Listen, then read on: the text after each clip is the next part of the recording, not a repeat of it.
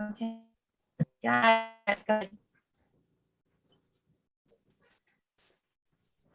Joanne, I don't know if you can hear me, but I'm having a tough time hearing you. You're kind of blurring and warbling a little bit. Is that me? Yeah, you're cutting out a little. Yeah, you have a bad connection. It's you're freezing, like your picture is freezing up and your voice is warbling.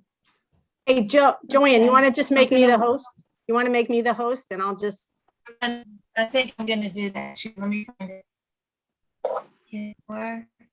Isn't it here under more? You can, I think, click on my name and it says make. Sorry.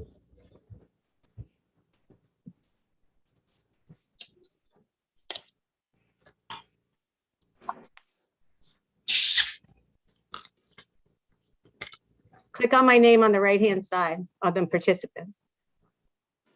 And it should say, make Sharon the host.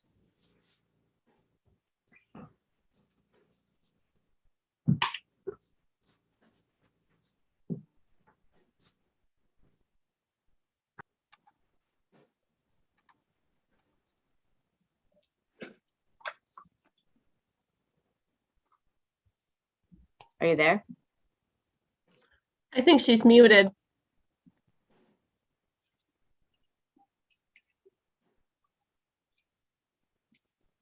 Joanne Reed is the host now. Okay. So Joe, go to my name on the participant side and then click on it and it should ask if you want to make me the host.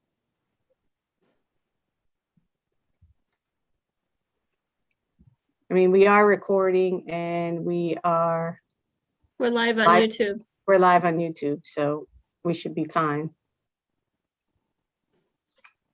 Okay, can I get started or would you prefer I wait? Go for it. Yeah, I think you're good. Joanne, he's good? Unmute yourself.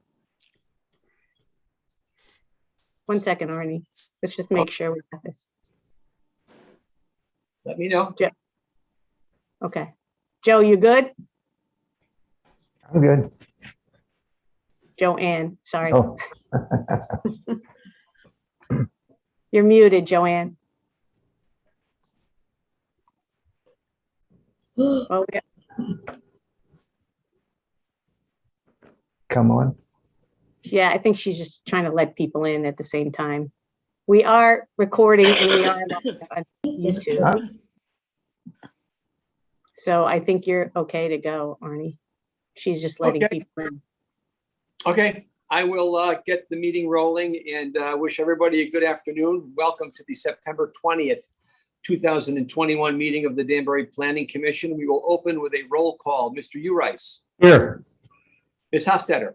Here. Mr. Chiocchio. Here. Mr. Sylvain. Here. Mr. Renz is absent, Mr. Haas is absent, and Chairman Finaldi is here. So we will not need to seat any alternates for this meeting.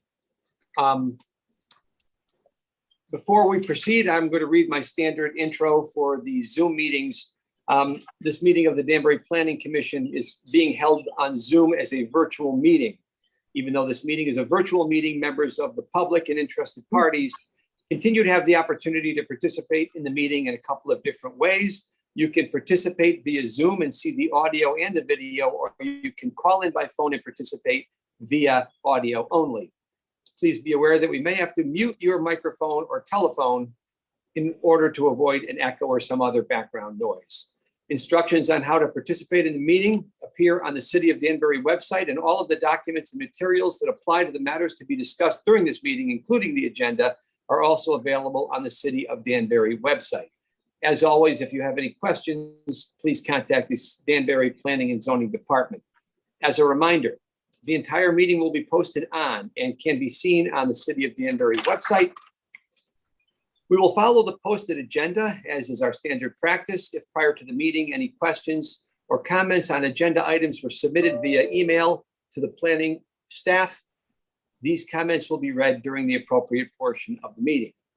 Finally, please remember that technology glitches sometimes do occur. Please be patient if that happens.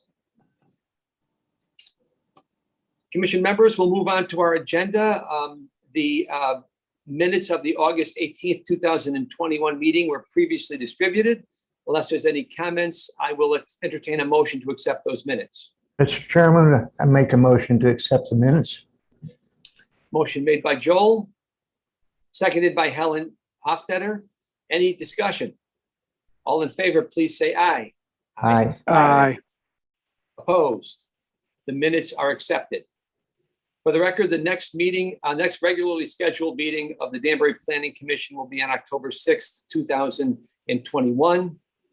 We have no public hearings this evening. There was one matter under continuation of public hearing that you saw on the agenda, Jane Plaza LLC. I won't bother reading the whole thing, but you will note it says on our agenda, there will be no discussion or action on this matter at this meeting. It is tabled and continued until the October 6th, 2021 meeting. Do we need a motion to continue this? I think we do. Yes, let's do that then. Motion to table this agenda item and till the October 6th meeting. Motion made, Second. seconded by Mr. Kyokyo. Any discussion? All in favor, please say aye. Aye. Aye. Opposed. This matter will be continued until our October 6th meeting. There's nothing under our old business for discussion and possible action agenda. So we'll move right to the first referral. But before we do that, from time to time, you've heard me read this before, so you're going to have to indulge me. I like to do a little refresher on referrals because there is sometimes confusion as to what a referral is as opposed to how we handle a referral, rather, as opposed to a public hearing or something else. So just a reminder that the matter before us, 3 Lake Avenue Extension LLC, is an 8-3A referral and comes to us from the Danbury Zoning Commission. As another reminder, the legislative body within the city of Danbury that has the authority to amend the city's zoning regulations is the Zoning Commission and not the Planning Commission. And just in case, we don't know who's participating in these meetings, we never do. We're just going to give a brief refresher on how the Planning Commission handles an 8-3A referral. I know I'm overstating the obvious for some folks, but again, if you'll indulge me for just a second. Typically, when we receive an 8-3A referral, a report is prepared by the Planning and Zoning staff and submitted to the Planning Commission prior to the meeting for review. During our meeting, a staff member presents the report to the Planning Commission. Depending on the circumstances and or complexity of the referral, we can have a discussion with staff and ask any all questions we may have. We then vote to give the matter either a positive or negative referral, and it is then turned over to the City Zoning Commission, and that is it. When the Planning Commission is discussing an 8-3A referral, the petitioner and or their representatives are not allowed to speak, and the public is not allowed to speak. And there's no exceptions to this rule. It is by design a limited presentation. Sometimes folks ask if you're having a public meeting, why isn't the public allowed to speak? Which is a fair question. And again, the answer has to do with the role of the Danbury Planning Commission. As I explained, the Planning Commission is not the legislative body that has the authority to amend the zoning regulations. That's the Zoning Commission. Our role is to provide the Zoning Commission with an opinion, which they are free to accept or reject. And again, at the Zoning Commission meeting on September 28th, there will be a full public hearing. And during that time, the petitioner and their representatives will be allowed to speak, and the public is also allowed to speak in favor or against. So I just wanted to make sure, I'd probably say go through this about once a year, but it's just a good refresher just to remind everybody what the Planning Commission's role is for a referral. Okay. Enough of me blathering on and on. Let's go right to the referral. Item 1 is an 8-3A referral. Petition of 3 Lake Avenue Extension LLC to amend sections 2B, 5B, 2B, 19, and 5B, 5G of the zoning regulations. Amendments to existing definitions, defining a new use, transitional shelter for the homeless, and adding this new use as a special exception in the CA80 zone. Zoning Commission public hearing is scheduled for September 28th, 2021. Sharon. Thank you, Mr. Chairman. For the record, I'm Sharon Calitro. I'm the Planning Director for the City of Danbury. You are are all in receipt of my staff report dated September 9th, 2021, for the petition of 3 Lake Avenue Extension LLC for several amendments to the zoning regulations. The first amendment proposes to add a new use to section 2B and to define that use, and then to add that use to the CA80 zone as a special exception use. The petition also includes amendments to the existing definitions of dwelling units and shelter for the homeless in section 2B. And I'll walk through those in a moment. 3 Lake Avenue Extension LLC is the current owner of the tax assessor parcel G15005 located at 3 Lake Avenue Extension, that property is located in the CA80 zoning district. The reasons why the petitioner argues that this petition should be granted are contained in a letter from their attorney, Tim Hollister. That letter is dated August 16th, 2021. Per the letter, use of the former hotel at 3 Lake Avenue Extension as an emergency shelter has been carried out under several of Governor Lamont's pandemic orders. The orders have recently been extended to September 30th, 2021. The CA80 zone is an arterial commercial zoning district, and that allows a variety of uses, including the former hotel at the site. The purpose and intent of the district, as stated in the regulations, is to provide for general and heavy and commercial uses in appropriate locations along major roadways in the city. There is only one, as you know, CA80 zone. It generally encompasses the lots that border Lake Avenue Extension, Millpain Road, Route 6 from exit 4 to exit 2. And then there's a section of with some additional lots located along Old Ridgeberry Road. Within that zoning district, there are currently 47 permitted uses, 21 special exception uses, and 5 special permit uses. And the lots within the entire district contain a myriad of uses.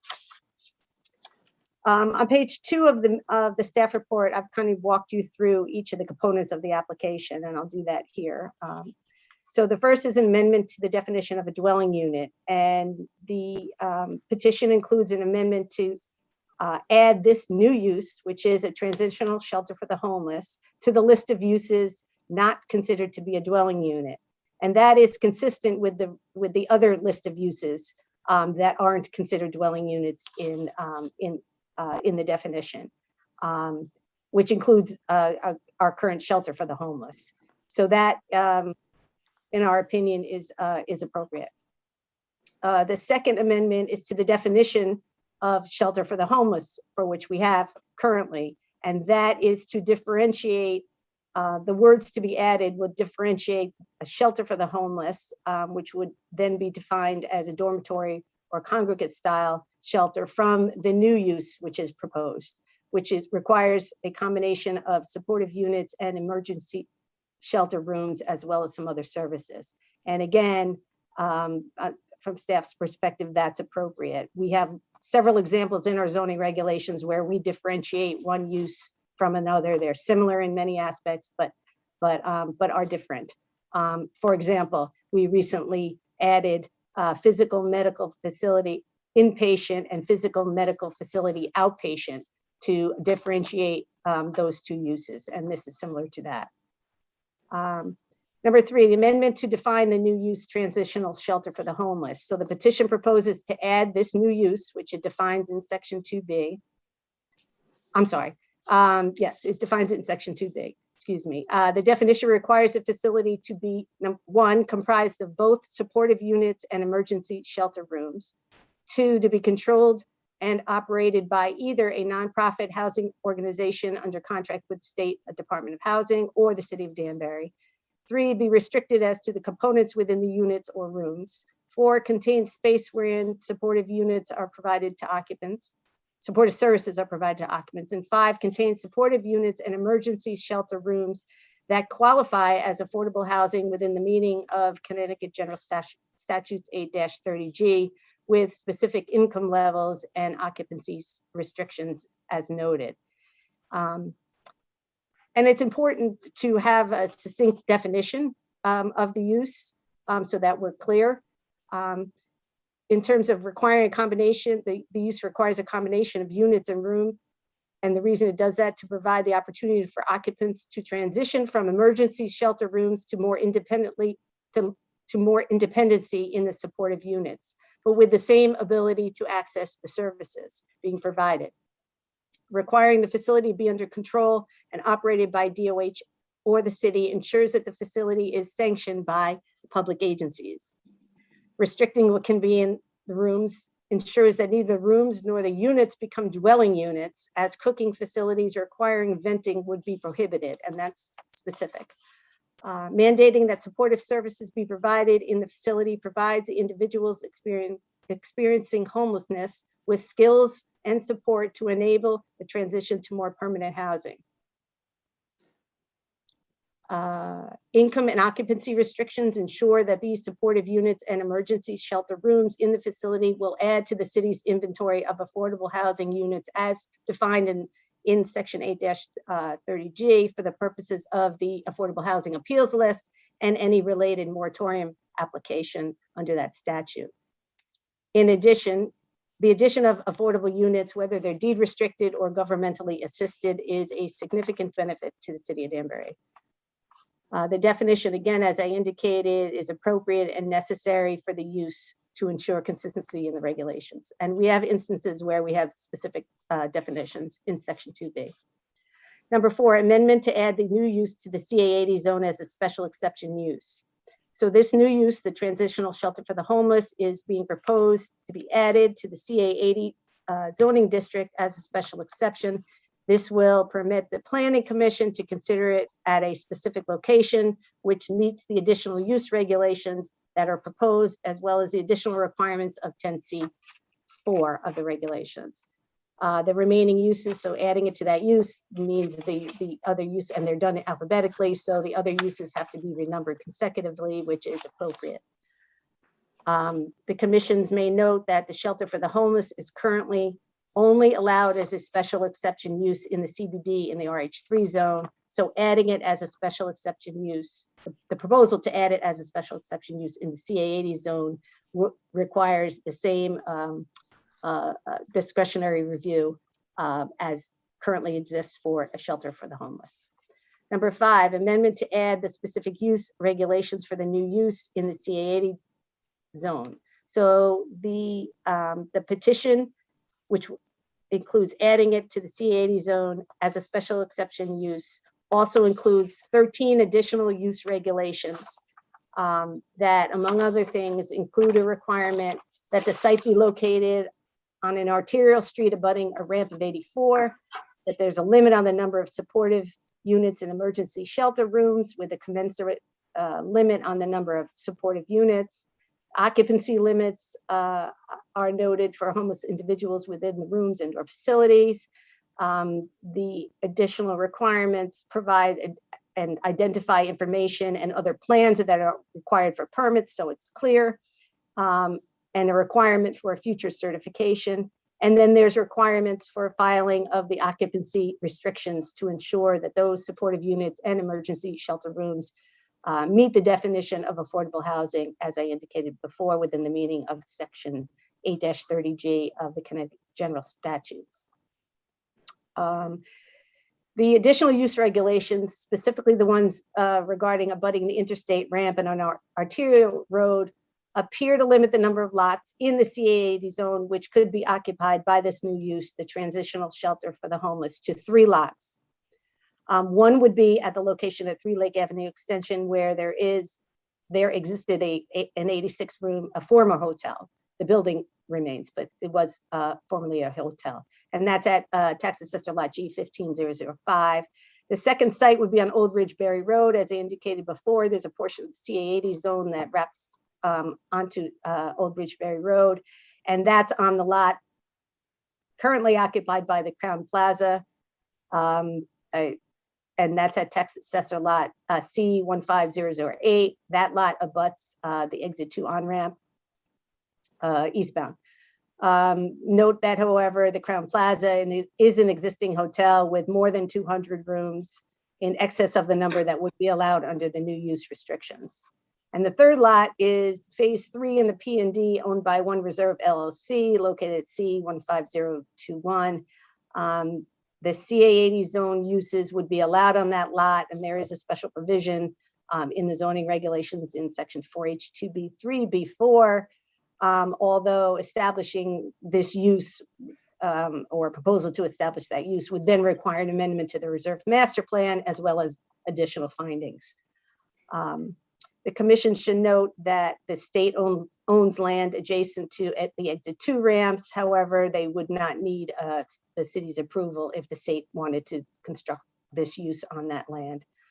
And then the last sentence there has to do with deferring really any legal opinion relative to the petitioner's position on spot zoning to the office of the Corporation Counsel. I mean, we could talk about it if, but from a legal perspective, that's really best left to the Office of Corporation Counsel.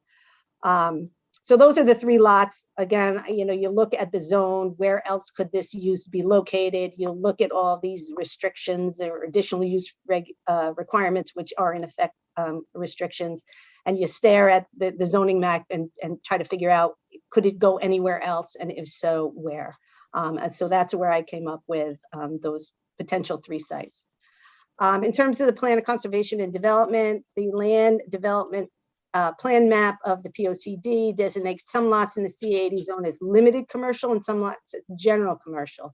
And I've indicated to you what the POCD defines as either of those 2 uses.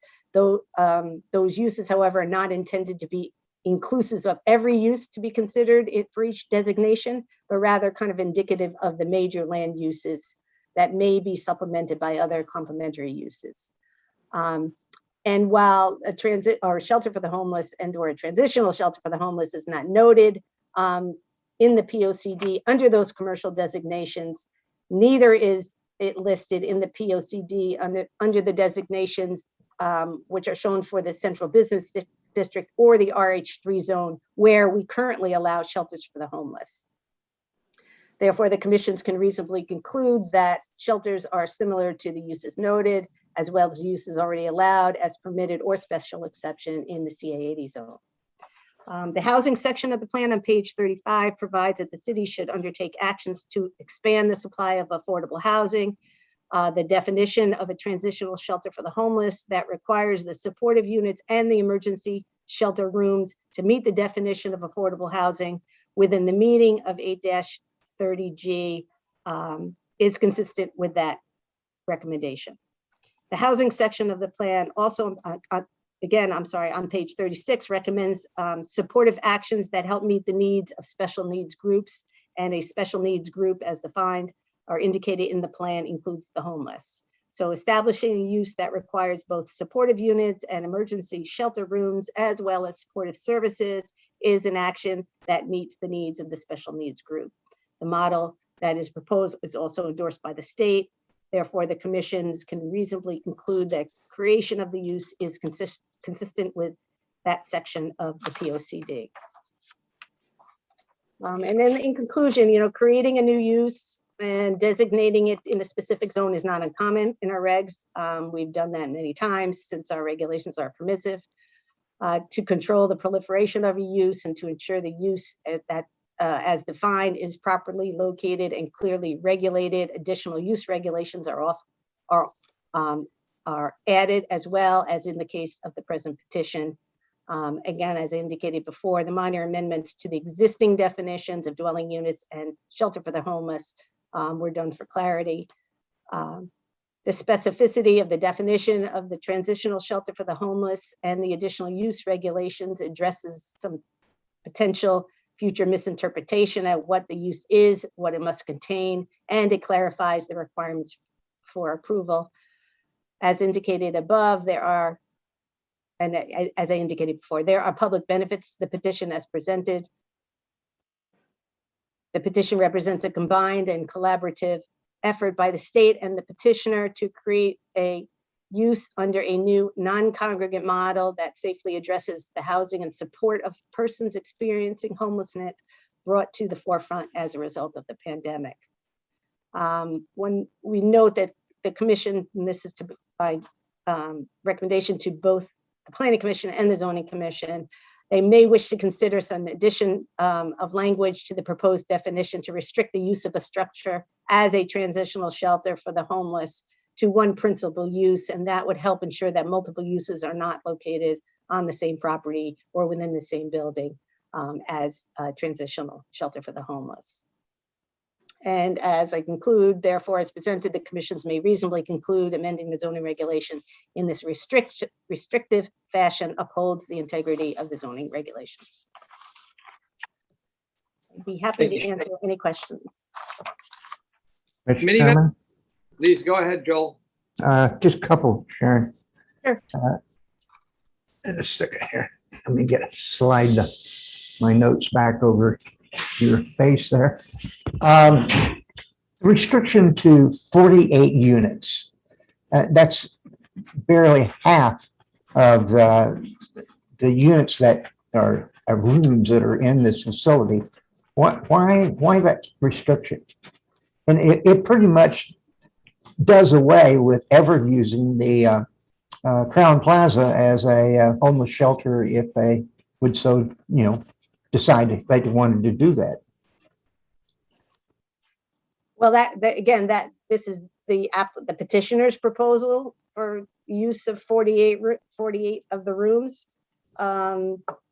The comment relative to the Crown Plaza, by the way, you may have seen in the newspaper. I mean, that went to auction last week, so I have no idea at this point what's going on with that. But I believe it's still currently operating as a hotel. But my comment was, and our recommendation was, so that we didn't have, or there there wouldn't be a potential concern about multiple uses in the same building as a transitional shelter for the homeless, that it be restricted to one principal use. Oh, right, but that doesn't address the limitation of the facility and not fully utilizing the building. This building and the Crown Plaza. I mean, with a 48 room restriction, and you look at the Crown Plaza, one of the 3 locations it could be, that's like 25% utilization of the rooms available, and it's single use. So you're not going to rent out the other rooms to traveling salesman or a business.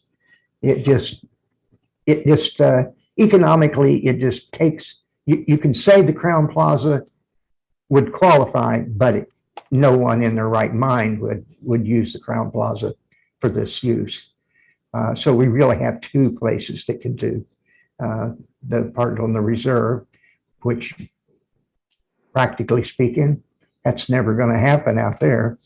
And the other is the existing, the applicant, 3 Lake Avenue extension. But anyway, I think that's a concern I have with the referral, if you will. At the very end of the staff report, there's a comment: the commission may wish to consider the addition of language to the proposed definition to restrict use of a structure as a transitional shelter, yada, yada, yada, yada. So that implies we're going to, in whatever our referral is, if we followed that thought process, we would make that suggestion that they change the proposal to include this scenario, which I would say if we can do that, we could certainly remove the 48 room restriction on this thing. I just don't see it from a practical standpoint. It probably limits us to this facility at 3 Lake Avenue and no others in the well, certainly not in this zone. We could have homeless shelters in 2 other zones, but I don't know. I think it's an artificial limitation, and I don't understand the reasoning for it. Well, again, this is the petitioner's proposal.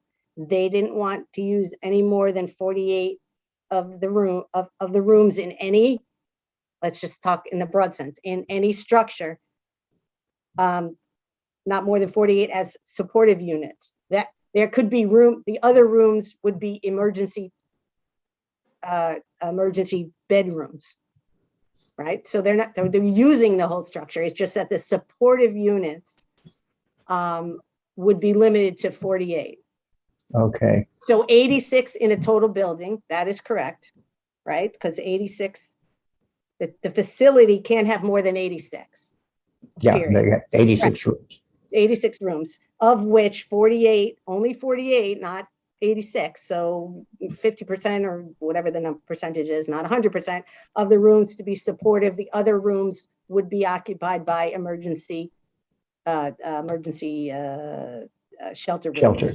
Right. Okay. So you're using the That whole still falls facility. in the single use definition. Yes, it's still, well, a transitional shelter for the homeless as defined has to have both of them plus a supportive unit. So to be that use, you have to have some rooms that are supportive rooms and some rooms, supportive units, and some rooms that are considered emergency shelter rooms. And then you have to have the supportive, you have to have a place for supportive units. Okay. Now, hold on, now let me just address your other comment though, because it's our responsibility to look at the lots as they currently exist and tell you, okay, what lots are on a ramp that could qualify with or without a structure. And that's how I got to the analysis. These are the only, as far as I can tell, the only lots that meet all those requirements. And then I've pointed out to you, yes, it's probably not really feasible for the Crown Plaza because part of those rooms would then be empty and they couldn't use it. But from a planning perspective, are there other lots in the zone that qualify? Yes, there are. Yeah, I think that's just the ramps location restriction. That's just an effort on the applicant's part to make sure nobody else does this in this zone because there's so few opportunities. You have to basically level a hotel and build something smaller. Well, all right, that's my concerns. That is an artificial limitation, and then the location limitation is also, I think, intentionally restrictive. It sounds strange, but to prevent competition. These folks that are managing this, they're making money, and they don't want anybody else to take in any of their homeless because they're getting compensated by the unit. That's only, let's be careful with that one. Let's not question the motives of the applicant. Anyone else wishing to talk? Any other comments, commission members? Go ahead, Helen. Okay, I was muted, sorry. I'd like a clarification on the support units. It said in the amendments, in the zoning list there that they'll have laundry units and food, a cafeteria kind of thing, I guess. Is that considered, are each of those considered supportive units, or is that some third use in the building? Well, I believe the way it's written is that the supportive units would have access to laundry facilities. So not necessarily they wouldn't be in the individual supportive rooms, but they might be at the end of the hall. Right. I'm just saying, Right. So that's not. There's 86 units. Are the cafeteria and the laundry, any auxiliary things that support them, are they Right. considered, are any of those outside the 86 units and are considered something else?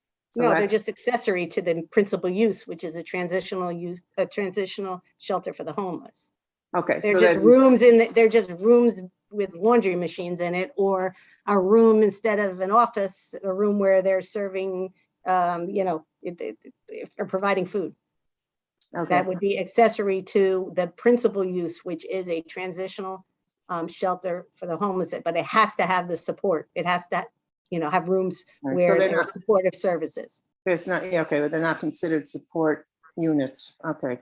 No, And the then supportive units, let me just clarify, the supportive units are rooms where people stay, as I understand, from when they transition from like a emergency bed, and then they transition to some more independency, and then, but still have the ability to utilize and get supportive services that are available to everybody staying in that building. So they're not kind of on their own yet, but they're not kind of the emergency bed scenario. okay, so you better define that for me. Thank you. And then in the last paragraph, or almost last paragraph here, under conclusion, it says the commission may wish to consider the addition of language to the proposed definition to restrict use of a structure as a transitional shelter for the homeless to one principal use. And that this will help ensure that multiple uses are not allowed on the same property or within the same building. I'm not exactly sure how to envision what that might be. And I don't know if we're supposed to act on that or as a condition, or do we just, I don't know if that's the zoning commission's purview. Well, again, I write the staff report and I give the zoning commission and the planning commission the same staff report, but you have in the past recommended to the to the zoning commission, or you've done it on referrals. You may want to, a straight referral from council. You may want to consider doing this. It just gives, so if you're, again, depending on what your recommendation and referral is to the zoning commission, you could say, for instance, you could say, zoning commission, you may want to consider an additional condition somewhere in the regulation that addresses this. And then what form that may take at the zoning commission happens there. It could come from the applicant, it could come from the zoning commission. They can change it on the floor. A further restriction isn't really not necessarily a substantive change that would require any other. So there's no underlying worry on your part about something specific that might want to be considered? No, I would just say, if you agree with that and you were going to make that kind of referral, that might not be a bad recommendation to make. That, hey, we might be concerned that there's a movie theater in the same building as a transitional shelter for the homeless. We're not so sure that that's the right thing. So why don't you just restrict it to one principal use? Yep. In fact, I should tell you that section on the nonconformities, if you have a nonconforming building with nonconforming use, you're restricted to one principal use. So this isn't out of the ordinary. Okay, thank you. Anyone else, questions or comments for Sharon? Sure, Mr. Chairman. I don't have a problem with most of this, and most of it makes sense to me, especially the approach to these changes. I guess I still have questions about the use. I know this is a different application, but in terms of the questions I have, it's still the same questions. They still apply here. As it relates to the plan of conservation and development, that assertion that the special exception use would be similar to other uses that we've allowed as special exceptions in the past.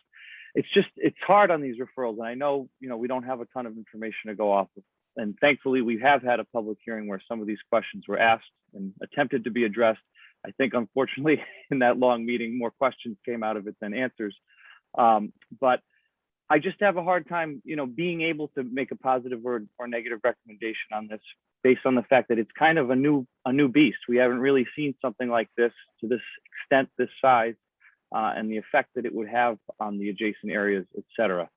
So, I mean, that's my only point, my only comment is that I still do have questions about whether we really can compare it to existing uses, being that it's kind of something new altogether. Thank you. Thank you, Mr. Sylvain. Anyone else have any comments or questions? Just have a couple comments, Sharon. No, I agree with Mr. Sylvain. This is a new beast, as he described it, and we don't have a lot of precedent to fall back on to to look at what the long-term impact of something like this would be. So he's right. This is all new. The other thing was, before I get specifically to the application, CA80, the zone CA80 has always been, to me, a little bit of an unusual zone, kind of an odd duck. For those of you who don't know, particularly the newer members, the CA80 zone is essentially Mill Plain Road. It starts down at Lake Avenue Extension. I think it starts right about where this building is. Goes all the way down to the end of Mill Plain to the New York line, I believe, and maybe up a little ways up to Ridgebury area, but that's it. That's it for CA80 in Danbury. There is no other areas of Danbury where you'll see CA80. So it's kind of an odd zone. And now when you say general, provide for general and heavy commercial uses, you'll see a lot of general uses in the, forgive me, for the, let me just shut my phone off if I may. You'll see a lot of general uses in the CA80 zone, which are substantially similar to CG20 and other zones. So it's always been just kind of an odd zone, and I'll just sort of leave it at that. With that said, I agree, with the amendment of the definition of dwelling unit, that's okay. The amendment of the definition of shelter for the homeless, that's okay. The new definition of transition shelter for the homeless, I'm okay with that. That seems to be worded properly, and I'm comfortable with it. I just wanted to confirm that this use is being recommended to be added to CA80 as a special exception use, which requires that in the future, should anyone want to use this at the other eligible locations, it would require a full public hearing. Correct, Sharon? This is not a permitted use. This is a special exception use, right? That's correct. And let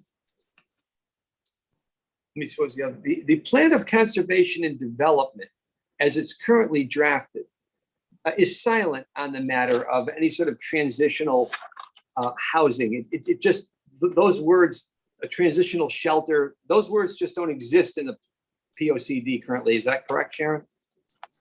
I believe that's correct, yes. Right. I mean, I So- haven't done a word search, but I haven't read it, and I've read the POCD 8 million times. I don't recall reading that one. Okay. But there's some things in the POCD, and again, I'm on page 3 of your report.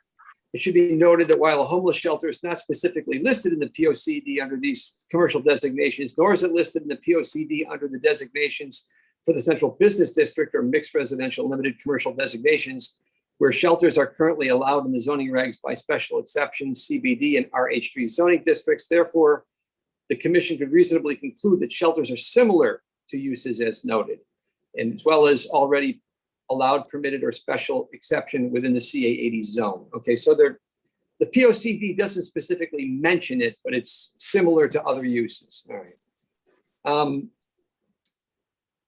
The definition of affordable housing used by the state of Connecticut, the units that would be approved would go into our formula. Sharon, could you speak to that very briefly? Yes, so the both the supportive units and the emergency shelter rooms would be counted on either on the appeals list or on the list utilized for a moratorium. That's what that means. So the city will be increasing its supply of affordable housing. I would increase its inventory of affordable housing units by virtue of, again, a future approval by this commission as a special exception, should this use be added to, this zone and someone apply to have this use at that site. That's what that means. We'll get more units in one category or another. And that's a good thing for the city. Yeah, I just wanted to confirm that that's a good thing. And that's something that we should be happy about, because you want that formula as favorable as possible to your municipality, correct? Right. Those were the only issues I had, or questions I had, or comments. Does anyone else have any questions or comments for Sharon? Hearing none, I'll entertain a motion again, a positive or negative referral for the application is submitted. Mr. Chairman, can I just recommend that you take, after the motion, the second, you take the vote by roll count? By roll Yes, call. that's fine. Let me get that out. Yes. Thank you. We will take a roll call vote. So again, just to remind, if somebody wants to put a motion on the table, a yes, if it's a positive referral, a yes is for a positive referral and no is not for a positive referral. Right, with reasons, consistent. Yeah. Their please, standard reasons, yeah. anyone want to go ahead and do that?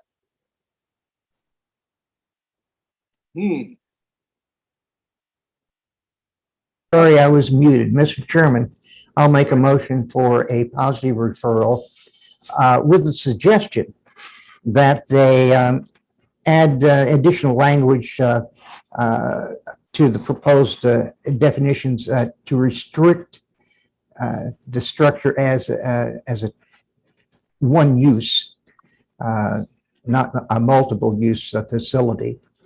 And that's basically the only thing I want to address. And then for the reasons indicated in the report. Yeah. Okay. Is that an acceptable? I don't want anybody to kick this back to me. Are we okay with that? A motion for a positive referral for the reasons stated in the report, and then subject to the restriction to the principal use. I think that appears in the last paragraph of the report. So I'll take that as a positive referral. Yep. Is there a second? Motion made for a positive referral, seconded by Helen Hofstadter. Is there any other comments or discussion? Okay, hearing none, we will take a vote. And again, a yes is for a positive referral, a no is not for a positive referral. Mr. Urice, Yes. Ms. Hofstadter, Yes. Mr. Kyokyo, Yes. Mr. Sylvain, Abstain. you're abstaining? Yes, please. Yep, abstention for Mr. Sylvain. The chair, yes, that's that's 4 yeses and 1 abstention. So this matter will get a positive referral to the zoning commission, and we will turn it over to them for further action. So thank you, everybody, for that. All right, moving along on our agenda, you'll see there's nothing under new business or correspondence or other matters. You'll see a couple of things for reference only. Unless there is anything else, commission members, I will entertain a motion to adjourn. Mr. Chairman, could I just ask a quick question, staff? Are we Sure. going to see anything on this Najam project? Mr. Chairman, Go ahead, Jen. I believe at the October 6th meeting, the project team will be prepared to present to the planning commission. Okay, thank you. At least that's the hope. Okay, anyone want to make a motion to adjourn? So moved. Second. Second. Motion made and seconded. Any further discussion? Hearing none, all in favor of adjourning, please say aye. Aye. Aye. Aye. Opposed? This meeting is adjourned. Thank you, everybody, and thanks for scheduling this special meeting. Joanne, appreciate the effort.